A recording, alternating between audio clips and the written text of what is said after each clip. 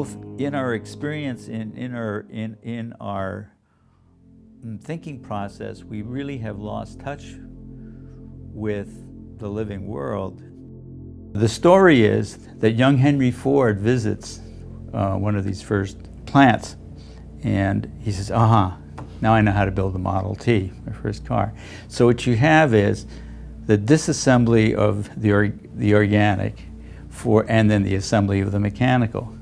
And in terms of the new story, I mean, one way of putting it technologically is our work is to reassemble the organic world. Well, that's when architecture lost its soul, because buildings just became machines. And even, I think, from writings of mine from the 60s, when I was saying, buildings are organisms, cities are ecosystems. And it's not that I knew a lot about ecology, but just, I don't know, the way I'm made. That's the kind of cognitive dissonance, I think, which exists in this culture between really grokking what a living building might be, as opposed, they can say the words, but do they get what it really means?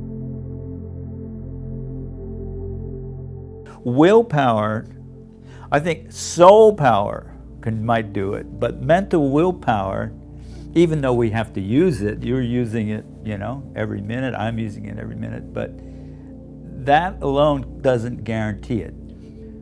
People are very susceptible to fear.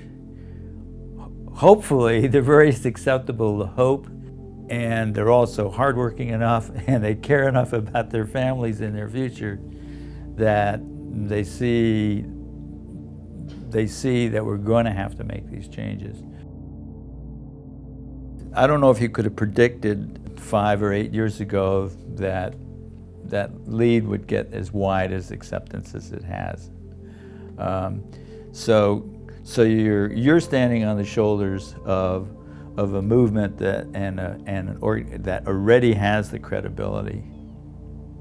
Well, if one would measure by the number of times you hear the word green or sustainable, you'd say it's been very successful.